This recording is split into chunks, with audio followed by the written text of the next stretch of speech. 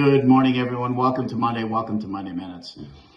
Sad weekend for this country on multiple fronts. Very close to losing a former president.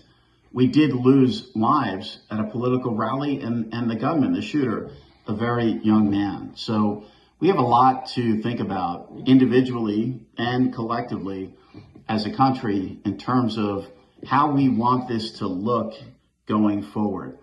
It has implications for everyone. We can't ignore what's in front of us right now. So as we get up on Monday, as we look to plow forward, we all have a role here in terms of making this country and making this world a better and a safer place. You know, on the ground here in the U.S., things have tempered. GDP has slowed. We see it in retail sales. We see it in the ISM numbers on the services side of lately. We do see it now with inflation coming down. If you dissect the employment numbers, you know, certainly Chair Powell in his speech to Congress has emphasized the employment market now in terms of the risks of balances. If you look through those numbers and you get past the headline numbers, which are being revised down, you certainly see a picture that is not as rosy as one would like. Is it falling apart? I think the answer is no. Is it totally conclusive?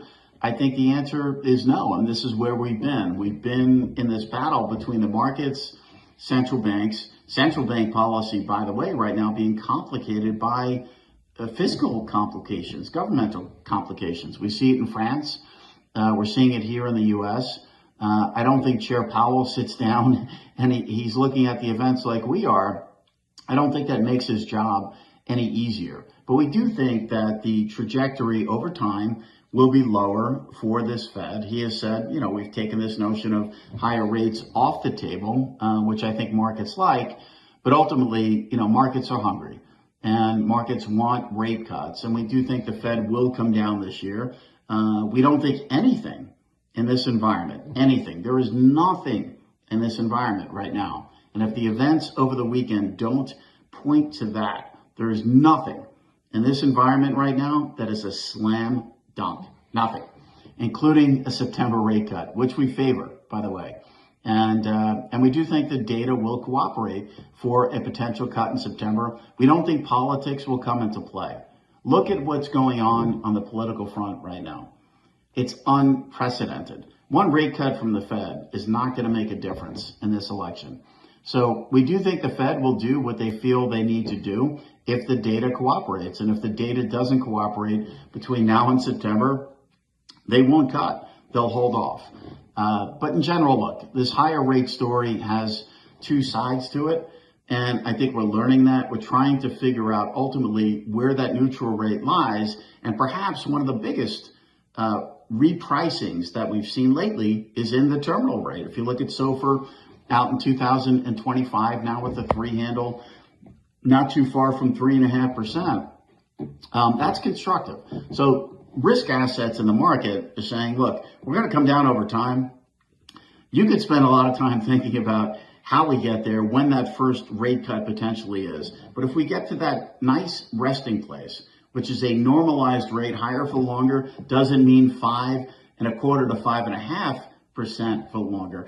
If we get to a nice rate with a 3 handle in 2025, the economy should do good. There are very constructive things going on in the economy that are outside the scope of interest rates. Things are in a pretty good place. But in general, look, we expect more volatility here. It's going to be expected when you look at what's going on in terms of the election, the fiscal side, the spirit coming out of the events of July 13th have been constructive with both parties. But ultimately, let's be clear here, elections are about winning. So we're going to move from this spirit of everyone being friendly to a spirit of who's going to win this election in November. Elections do have consequences. We do think this election will have consequences. Do we think the Fed and Chair Powell needs to think about that?